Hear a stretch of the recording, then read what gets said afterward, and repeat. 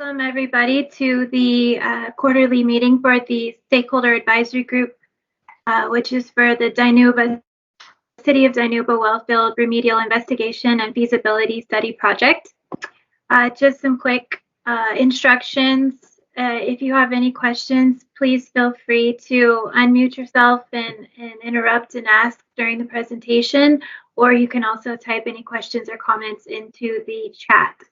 So with that, I will turn it over to Sarah to start the presentation. Thank you, Trilby. Welcome, Robin and Barbara, and anyone that wants to listen to this later.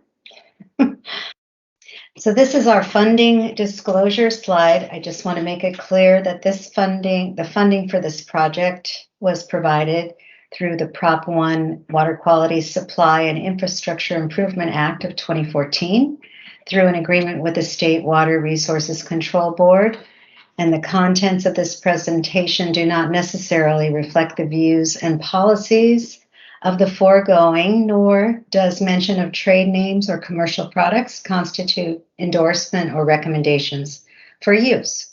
So the agenda for this meeting today is to give you an overview of the project, review what we've done, discuss the remedial investigation, a report that we'll be submitting to you so you can have ideas of what to look forward to. Mike will go into the hydrogeologic conceptual model.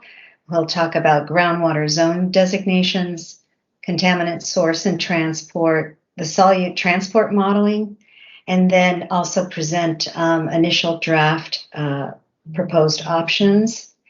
And then we'll talk about the schedule and we'll be available for questions. So this is a project overview. This is just so you know, this is an image of our, oops, she went too fast. I wanted to show you that was an image of our downhole technical equipment that we use to do the well profiling. So really the purpose of this study is to develop the potential implementation options to clean up or prevent the spread of non-point source pollutants in the City of Dinuba's municipal well field. And we want to identify the effective means to address the nitrate, DBCP, and TCP in groundwater, which is widespread in the shallow aquifer in the region, and also to find out if we can find further funding under future implementation grants to help assess a more secure and high quality water supply for the city. So here's a good overview of the project, a good schematic to show you where we are and what we're doing. So the project started off in the presentation last time. We talked a lot about how we were compiling the data and evaluating the data and putting it into a database and combing through it. And so today we'll talk about the remedial investigation, which is really the data analysis. And then we'll talk about development of the groundwater model. In future meetings, we'll talk about the engineering evaluation and the screening of the criteria that will then crank this little crank here, and we'll come out with a feasibility study and the preferred implementation project. So the major deliverables for this project are the monitoring and reporting plan and the remedial investigation feasibility study work plan that were submitted to the state and to others back in November, December. Since then, we have actually implemented all the work in that plan. And now we are at the remedial investigation report phase, which documents the data analysis. And we're also in tandem working on the contaminant fate and transport model, which will result in a memorandum summarizing that work. And then ultimately, the evaluation and feasibility study report will be the final deliverable for the project. So the remedial investigation report table of contents is pretty straightforward. These different sections that are identified here are actually all very specifically outlined in the grant agreement. So we have the introduction and background a summary of the RA data collection and analysis, and that's what I'll be talking about. And then we'll go into the hydrogeologic conceptual model and the nature and extent of the contaminants, and then identification of data gaps. So the setting for this project is in Fresno and Tulare counties. It's within the Alta Irrigation District, which is also in the Kings River East Groundwater Sustainability Agency boundary. So the big blue box that you see there, that's the boundary for our sub-regional model, groundwater flow model. The pink boundary is what we're calling our data analysis boundary that we use to develop contours. Then go further in and you'll see the green dashed boundary. That is our Dinuba refined model boundary.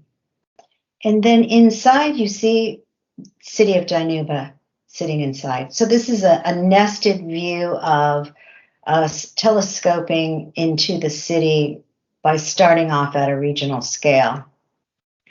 This slide is showing you pretty much section 2, which is the setting and the background. It will include the description of the surface water features, the land use, known contamination that's also in the area that's important for us to understand. And then all these various documents that have been previously presented and published, those were all used to inform the conceptual site model, including the hydrogeology and contaminant occurrence, sources and transport in the project area. And they also provided us information on development of the aquifer zone designations that we'll be talking about. Ultimately, also source loading and transport characteristics for the refined groundwater flow and transport model.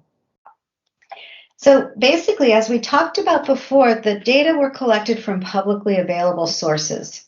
And the data, once compiled, was used as follows. There's these big balls with numbers on the side. Those represent the number of wells that we used for the various analyses. So we had 26 wells or boreholes that were sampled for the remedial investigation. They were sampled for nitrate, DBCP, and TCP, and also some general minerals. 36 wells were used to evaluate groundwater extraction data. 57 were used to evaluate specific capacity data, determine hydraulic parameters. 387 wells were used for us to evaluate the lithology and the textural model of the aquifer. We presented original conceptual ideas about that in the last meeting, and Mike will talk more about that. We used 140 wells with construction and analytical data from 2015 to 2021 to develop the contours within the Dinuba refined model. And then outside in the pink boundary that we saw earlier, that was a total of 520 wells with construction data during that same time period that allowed us to get better control of the contours inside the model area.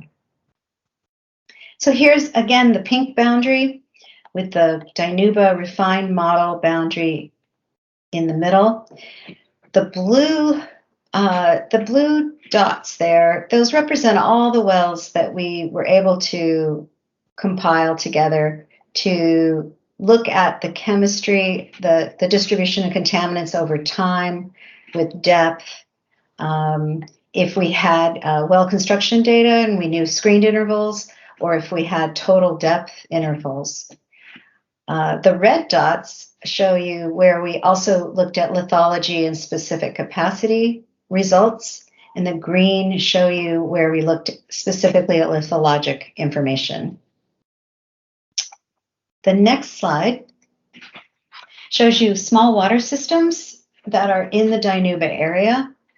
There's a large number of them, and these small water systems are regulated under the Division of Drinking Water.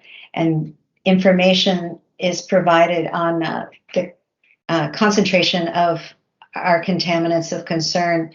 And that data was actually quite valuable. We were in contact with Division of Drinking Water with Kristen Willits, and she provided us with extra information on well construction where needed. This slide shows you the domestic wells that we used for our contouring analysis. Domestic well data is a little more difficult to pin down in terms of well construction, although it was assumed that these domestic wells are primarily in the shallow zone, which Mike will talk about. But you can see we have a pretty good distribution of wells throughout the area. Okay, I guess it's time for Mike. Here you go, Mike. All right, here I am. All right, next slide, please. So this shows, again, the wells that were used for the aquifer textural analysis. And so what we concentrated on was identifying wells where there were usable lithologic logs. And then we used a methodology that was developed by the United States Geological Survey for assigning a percent coarse fraction to each of those lithologic logs to various different depths. And then we summarized that data in 30-foot bins and krieged that percent coarse. And we have additional information regarding that process that we'll provide in the RI, or that we have in our slides for the technical advisory committee meeting that you can look at if you want. So this is a particular layer of the model at 325 to 350 feet below ground surface. So it's just one layer, and so that shows percent coarse. So in our refined lithologic model area, that refined lithologic model area, which covered the Dinuba water service area and a buffer around it, is joined to existing lithologic data from the CVHM, Central Valley Hydrologic Model, and was krieged into that, so that there's a transition between this more refined textural model and the CVHM model, so that there's no abrupt boundaries. What you see here in general is that toward the west and northwest, that things are generally coarser throughout the city, which is not unexpected, that you'd have coarser sediments toward the Kings River. We also saw maybe a little bit of preference for, coarser grained bodies to be oriented kind of in a north-south direction, which is kind of what we'd expect for this alluvial fan coming from the Sierra along the Kings River.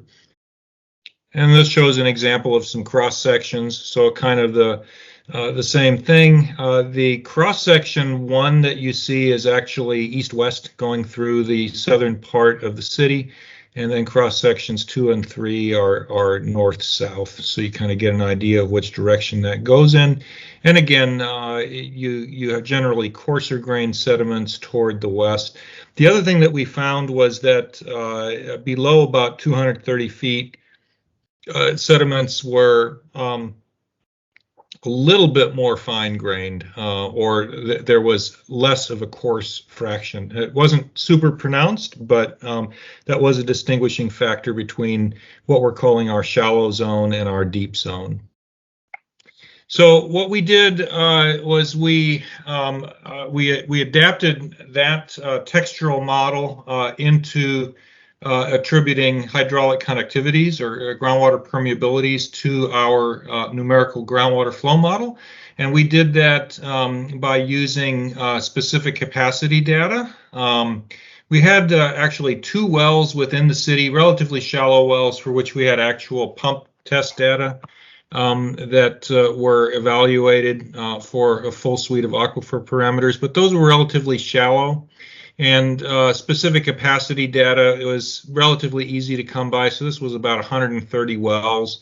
And we used generally accepted rules of thumb for taking the results, the drawdown results from these more common well tests that are used to size pumps in the wells and attribute hydraulic conductivities.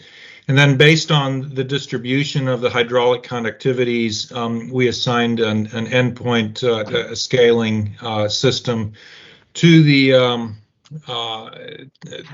textural data to derive what the aquifer permeabilities were. Another important component of our conceptual model was groundwater zone designations. Next slide. So what we did essentially was we divided the groundwater flow system into two different depths, and that helped us to evaluate what's happening in the shallow portion of the aquifer system versus the deeper portion of the aquifer system. We originally had wanted to see if we could attribute data to three different depths: a shallow, an intermediate, and a deep zone, similar to what the team for the Modesto study that was recently completed has done. But we found that in Dinuba we simply didn't have enough data to be able to do that. So what we did was we analyzed the data to see where the breaks were in hydraulic conductivity and in contaminant distribution and in permeability. And we have slides in our TAC presentation that we could show you more of that, and those will also be discussed in the remedial investigation report. But what we found was that below a depth of about 230 feet, things were a little bit finer grained. Things were the hydraulic conductivities were a little bit less. Most of the city wells were completed. Most of the city production wells were completed in the deeper zone. Most irrigation or domestic wells were completed either completely within or mostly within the upper zone.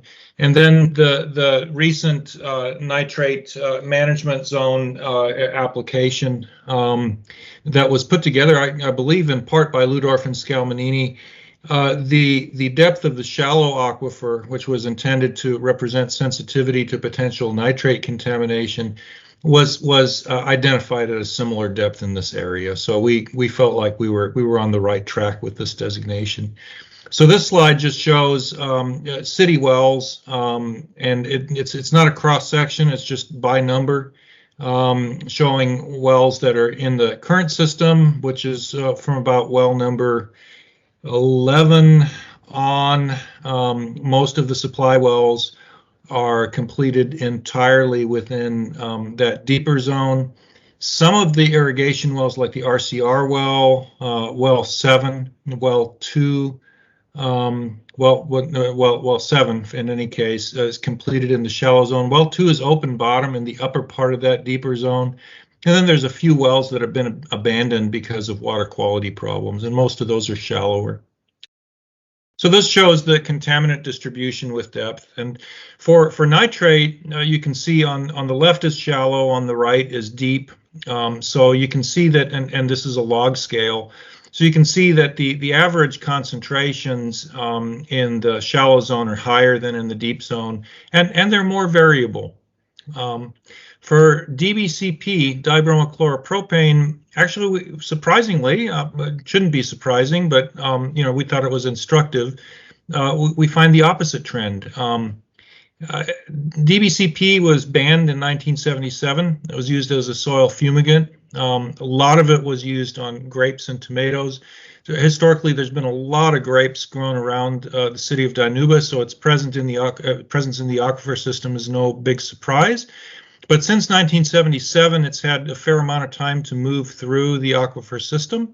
So loading has decreased over time. Most municipal supply wells that have DBCP contamination in San Joaquin Valley currently have a decreasing trend. And so, this distribution just reflects that this contaminant has been around for a long time. It's run through the Vado zone and through the shallow zone. It's been pulled into the deeper zone as it goes.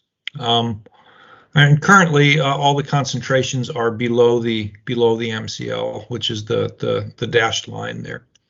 TCP, not so much. So TCP is an impurity in some soil fumigants that were historically used from the 1940s and reformulated at various times through, I think 1984 was when it was finally discontinued. The soil fumigants that 123 TCP was contained in.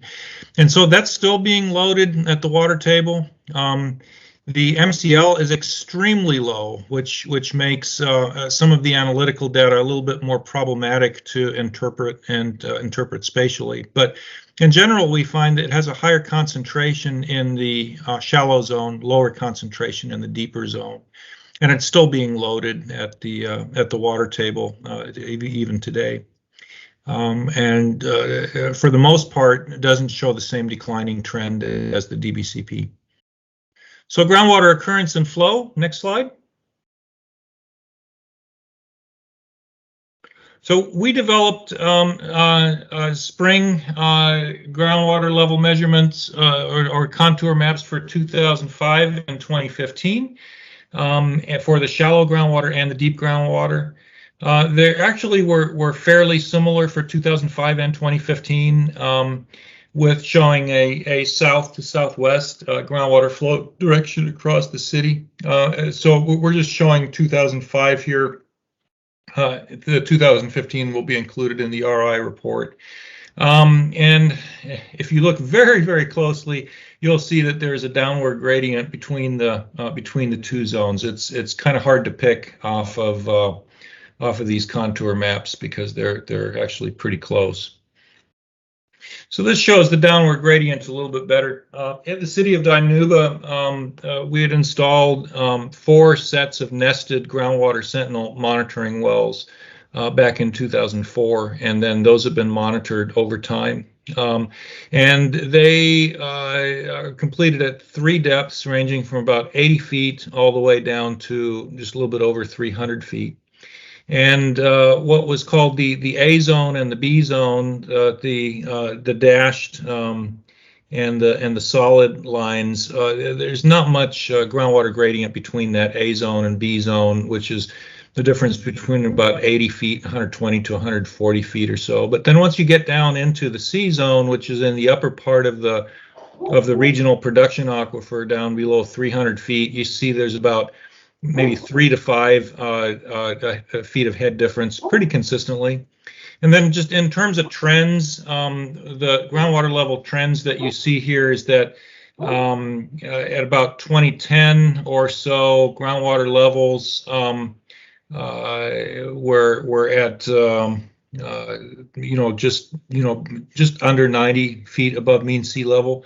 And then they dropped during the drought for a number of years and then stabilized, came back a little bit, but have never come back as much as they went down during the drought. So that the city hasn't completely, the area hasn't completely recovered from the drought as far as groundwater levels go. So contaminant sources and transport, and again, we go into a lot more detail in the RI report, so I'll just hit the high points here. Next slide. So this is broken down by contaminant. For nitrate, and this is probably the contaminant that we all are most familiar with, the primary source is agricultural fertilizers, concentrated animal feeding operations, municipal wastewater septic systems. There are some natural sources, but those tend to be fairly minor. For transport, we're assuming no sorption or retardation. That's a commonly used assumption.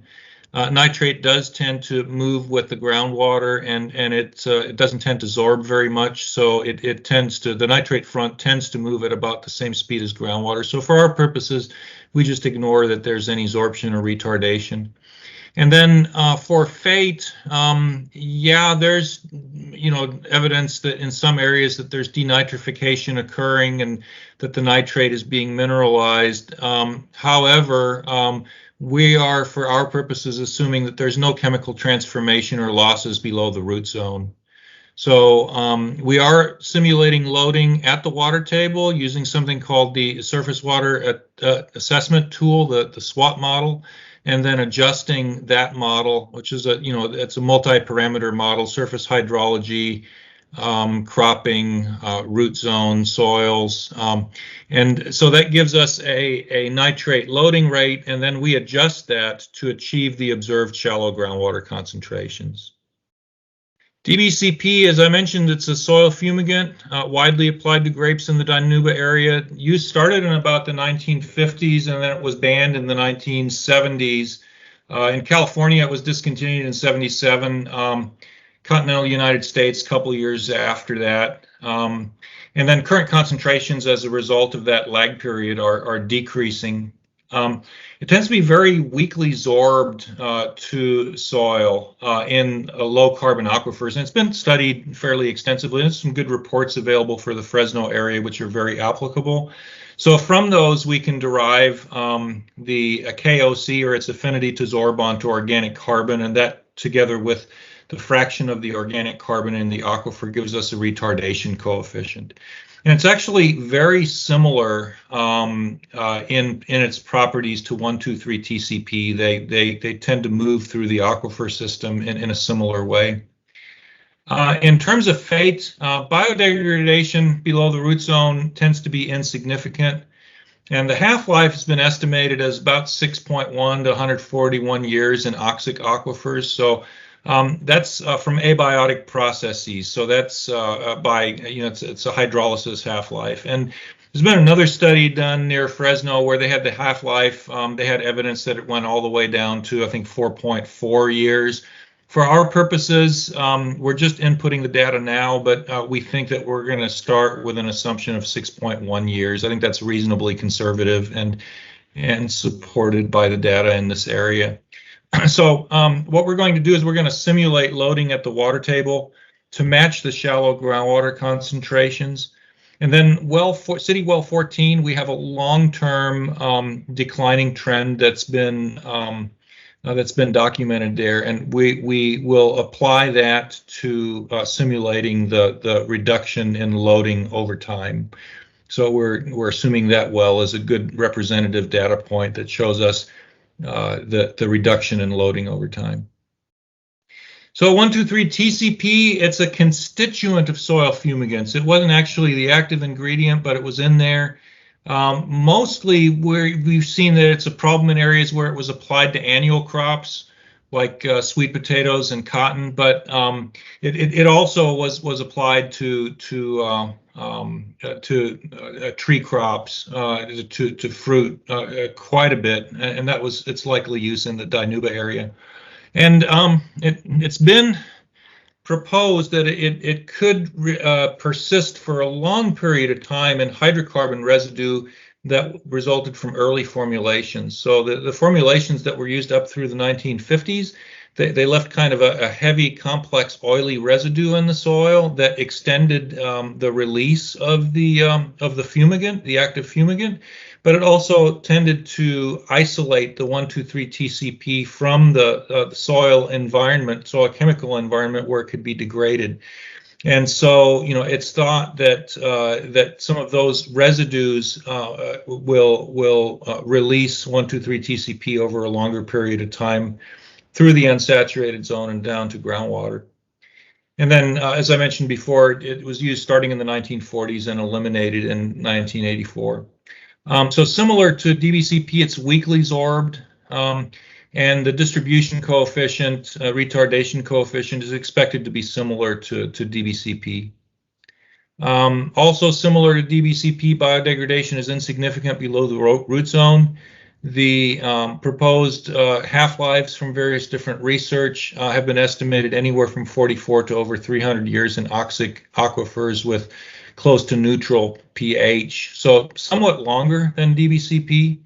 And there's maybe a little bit less information about those half-lives in the literature. So similar to DBCP, we're going to simulate loading at the water table at a constant rate, though, to match the shallow detected concentrations. We don't have any evidence at this point that TCP loading rates are going to decrease over time. So this again shows the wells that were used for contouring the contaminant data, and we focused on contouring inside the green box. So we didn't extend our contours outside the green box, but we used data from outside of the green box to help us to avoid boundary effects from contouring inside the green box. There's a flow chart that we developed that shows how we attributed our contouring data to various different depths. And Barbara, you may be familiar with this, but you know, there's a lot of chemical data out there through GeoTracker Gamma or other sources, but being able to attribute that data to a particular depth can be really problematic. So we developed a multi-step program or a process that we charted out, where we selected first wells that had data from the time period that we were interested in, which was 2015 through 2021. And then we looked at wells for which we either had screen interval data, total depth data that was limited to the shallow zone, so we know those could only have been shallow zone wells. And then lastly, we assumed that all domestic wells were shallow wells. And then wells that were screened in both the shallow and the deep zone, we attributed to one or the other if 90% or more of the screen interval was in one or the other, and we disregarded it if it was a more even split, because again, we couldn't attribute it to shallow or deep. So it's useful data to somebody. We put the data into the database, but we didn't use it for contouring. So that's described more in the RI, and we can provide the flow chart if you have interest in that. And then finally, what we did was for nitrate, we kriged the data to assess the distribution in the subsurface. And for DBCP and TCP, we used an inverse distance formula for assessing the data, and that's typically done for situations where you have fewer data points. And we felt that was more accurate in that case. So this shows the nitrate distribution in the shallow groundwater. The wells themselves are color-coded. The krigged interpretation is color-flooded. And green is less than 25% of the MCL. Red is greater than the MCL or greater than 10. One interesting thing to come out here is that you can see in the western corner near the Kings River, you have low concentrations, and that's to be expected. That's dilution from the river, and there's been some reports published that looked at what are the best predictors for nitrate concentrations, and one of the best predictors in the studies done by Ransom was proximity to river sources. One interesting thing to come out of this was that we have a green blob sitting right underneath our wastewater treatment plant, which has relatively low concentration discharge rates, and actually, since some improvements were implemented in the last 10 years or so, has actually been creating a relatively clean water mound in that area of the city. So that was an interesting finding. And this is nitrate in the deep zone, so lower concentrations. And then you can see this this orange blob underneath the western part of the city. Initially I called it the orange rat, but we've renamed it the orange bird. It's a little bit more pleasing to think of it that way. It's the sitting bird, Mike. The sitting bird. Okay.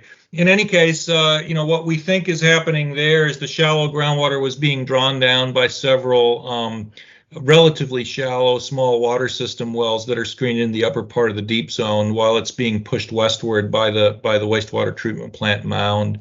But in any case, you can see the concentrations are lower in the deep zone, as would be expected, and that's I think consistent with others findings by others. So this is DBCP in the shallow groundwater, and you can see the concentrations generally are relatively low, with a couple of exceptions. And near the beneath the western portion of the city, there's 3 wells that are screened from about 200 to about 350 feet. And those have had DBCP issues associated with them, and they appear to have drawn down the DBCP deeper into the aquifer system that's residual in that area. And then, well, CW14, you can see it there along the southern edge of the city. That one. That still has DBCP between half and 3/4 the MCL. It's had a long-term decreasing trend, but a lot of grapes were grown around that well, so that could have been the residual source that resulted in DBCP occurring in that area. Interesting thing about that well, too, is that originally there was a test well that was put in that was zone sampled at various different depths, and a decision was made to complete that well from about, I believe, 400 to 700 feet or thereabouts. And for the first few months of its life, it pumped clean groundwater, and then the DBCP came in. So just kind of showing the importance of anticipating DBCP migration, which is a component of our project. And 1, 2, 3 TCP, and you can see the contours are a bit more choppy. The reason for that is we have fewer data points. And what we have in essence in the shallow groundwater near the wastewater treatment plant and the golf course, we have low concentrations and everything else is higher. Although the higher concentrations appear to be kind of in a halo around the city to south of the city. With higher concentrations coming in from the upgradient areas to the north and east. And in the deeper groundwater, you can see that the TCP has been drawn deeper into the aquifer system in a couple of wells that are west of town, but that in general under the remainder of the town, with exception of well CW14, TCP seems to be at lower concentrations. In some cases, these concentration contours are drawn out to the edge here. That's the way that mathematically they figure, but you'll see we don't have data points in some cases, like toward the eastern corner and toward the western corner, and it may be that concentrations look a bit different over there. So the solute transport model development, next slide. So we started with the USGS Central Valley Hydrologic model, and we extracted the Dinuba sub-regional model from that, and I'll show you that extracted area in a little bit. And that model has hydrology that goes up through 2003. So we were interested in a model that was consistent with more recently collected data. So we updated the hydrology from information that was available from the Department of Water Resources for its C2V SIM model. So we updated that hydrology through 2015 and then calibrated that model. And then we developed the Dinuba refined model with a refined model grid going from 1 mile grid cells to 300-foot grid cells, and updated the local hydrology and pumping and calibrated that to heads or groundwater levels, vertical gradients, and ambient well flows. And then the last piece is taking that Dinuba refined model and developing a solute transport model where we set the initial concentrations and loading rates. We started with nitrate because that's where we had the most data, and we felt like nitrate being a conservative tracer, we could make sure that our model was behaving properly before we introduced other contaminants into it. We simulated a warm-up period because we want the model at its starting point for forecast modeling to be stable and to have a predictable trend that is consistent with trends that we're actually seeing. And so we adjusted loading for stable concentrations close to the current end of the warm-up period. And I don't have the figures here, but I'm actually very pleased with the simulated nitrate concentration. It actually looks very close to what we actually observe. And then adding DBCP and TCP initial conditions and loading rates and retardation as the last step, and that's what we're doing right now. So this shows the overall model grid. The inset map on the right shows the entire CVHM, so we've just got a tiny piece of it here. Each of the white grid cells in the map on the left is a mile, and so there is our Dinuba sub-regional model area. And basically we extracted that and developed that hydrologic model and calibrated it for the purpose of providing boundary conditions to our refined model, which looks like it's shaded yellow. It's actually, if you were able to zoom in on it, you'd see that's not actually shading, that's actually cross-hatching at the 300-foot cell scale. So you get a sense for how much more granular that model is.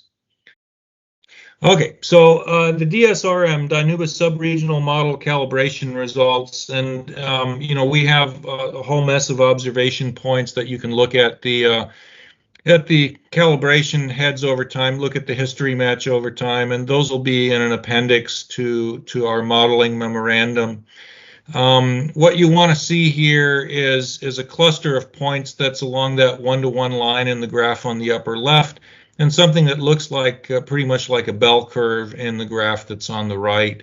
And we actually feel like, we came pretty close to achieving that. One of our data gaps is that if we were to do automated calibration using a program like PEST, we could probably achieve a better calibration. But for our purposes, we felt like this was pretty robust for the application of using a superposition approach for comparing a project to a no project condition.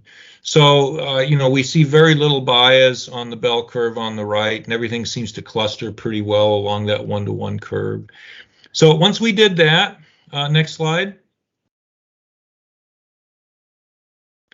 We updated the model within the DRM area, and we ran the whole model again as a DSRM with the updated DRM inside of it to see, well, what does that do to our calibration once we apply all the city well extraction, the local hydrology, local recharge distribution being refined, and the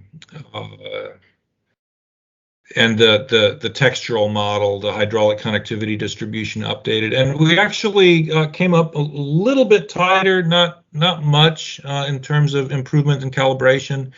At least we didn't make things worse. We made things a little bit better.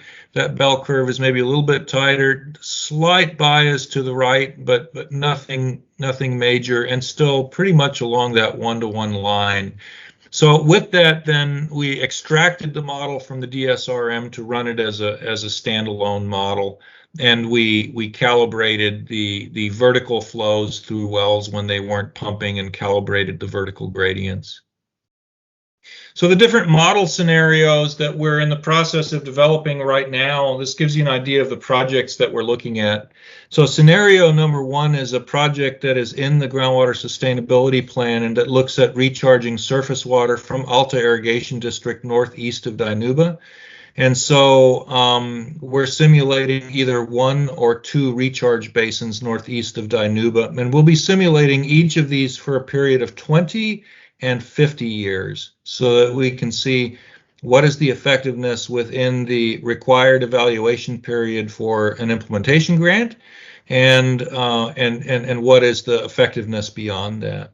Scenario two would be rebalancing the pumping, and we've actually refined these scenarios a little bit from the presentation that we gave even a short time ago for the TAC. We took scenario two and joined it with scenario six, and we'll be simulating both of those at the same time. They're basically Wellfield reconfiguration to capture and remove DBCP and 123 TCP from groundwater. So well, CW14 has GAC treatment, and it also has DBCP and TCP, so we would be increasing the pumping from there and decreasing pumping from wells 16 and 20, which don't have those same impacts. And then in the Wellfield expansion area, where the city intends to expand its wellfield west of the city, we have a problem with DBCP and TCP in the upper portion of the deep zone. So what we're proposing to do there is to simulate shallow pumping at a lower rate from that impacted portion in the upper part of the deep zone, and higher levels of pumping from the lower part of the deep zone. And the idea there is that if we can avoid the development of vertical gradients that pull down DBCP and TCP, we can avoid the spread of contamination and keep that keep that resource clean while pumping at a lower rate from shallow wells and treating that water prior to putting it into the city system. As a component of this, we would also look at the possibility of expanding water service to small systems that are in the area so that they would become city water customers. Scenario 3 focuses on something called the RCR project. So that's at the wastewater treatment plant, where historically there were higher nitrate concentrations and a shallow well was installed to capture those, pump them into a lined pond, and use that water for irrigating the local golf course. So now the shallow aquifer has been cleaned up largely, and so we're proposing to pump that and replace that shallow RCR well with a deeper RCR well to capture some of that deeper nitrate-containing groundwater instead. Scenario number 4 looks at shallow pumping from the very uppermost portion of the upper zone, or of the shallow zone, which is thought to be the most impacted by nitrate. And there are several areas where shallow supply wells could be put in, and then the water used to irrigate turf and park and athletic field areas, including a new high school that's proposed to go in just south of the city. And then scenario number 5 is recharge and extraction. That's where we would couple recharge of surface water with shallow groundwater extraction to help to flush the aquifer system. And so specifically there, we would propose to install recharge facilities at near well 14, where there's some existing recharge basins, and to use the shallow wells at the local high school for moving that water through the aquifer. And I apologize that scenario number 5, that description actually needs to be updated just a little bit. And then scenario number 6, which you don't see here, is actually an upgrade to increase the capacity of the citywide stormwater management system, stormwater retention system. And by increasing that capacity and infiltrating a greater amount of stormwater in the city, we're wanting to see if that has any water quality benefits. So this just shows alternative 1, the GSP project in the northeast end of town. Rebalanced pumping, well 14 is in the middle of that ellipse. Well 20 and well 16 are in the northwest and southeast portions of it. So that's rebalancing the pumping there. Next slide. The RCR pumping, near where that yellow well is located, would be pumping from deeper. Next slide. Shallow pumping, so that could happen from a number of different locations where there's either existing or proposed turf areas or athletic fields associated with schools. Recharge and extraction, and this one, I'd ask that you ignore the circle around the RCR pond, but the circle around the well 14 recharge basins is right there, and then the circle that is to the southeast of that is where some shallow pumping would occur to irrigate turf and athletic field areas for a proposed new school. And so that makes a good pairing of a recharge discharge area to see if that can be used to enhance improving water quality in the shallow aquifer. And then Wellfield expansion, that's actually not alternative 6, that's actually folded in now with alternative number 2. You can see TW21, that's a test well that was put in last year. The city's going to put a new well in there, and it proposes to put a couple of other new wells in at 5-year increments over the next 10 years or to 15 years. And the concern there is that if those wells are put in similar fashion to what well 14 was put in as, perhaps they could lead to the vertical migration of contaminants. So what we want to see is whether coupling each of those deeper wells with a shallow well pumping at a lower rate would help to mitigate some of that effect. Okay, with that, I'll turn it back over to Sarah, and we'll open it up to questions. Okay, thanks, Mike. Next slide. We are going to summarize really what the next round of work will be, and also we'll talk about when the next SAG meeting will be coming up. So we'll have the draft RI report submitted to Robin and the TAC in about 2 weeks, which is great, good news. The groundwater modeling tech memo will be submitted within this first quarter, and so will the FS, the feasibility study report. We have requested an extension for this project to be completed instead of July 2021. It'll be January 2022, and Robin and I will be talking about that tomorrow. And then I've got listed here that the Prop 1 grant program round 3 concept proposal is due in September. Mike, do you want to talk about the concept proposal briefly? Yeah, so let me talk about a couple of things real quick. First, the quarter numbering. First quarter 2021 is actually first quarter fiscal 2021-2022, which starts, which we're in that first quarter now. So that's I just wanted to explain that numbering. In terms of a concept proposal, what we will do is we're going to front load modeling and evaluation of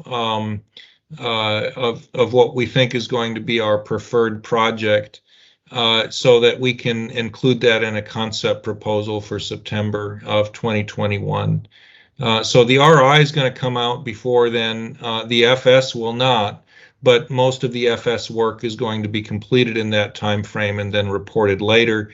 And the concept proposal will essentially just be spun off from that as an initial concept for one of the projects.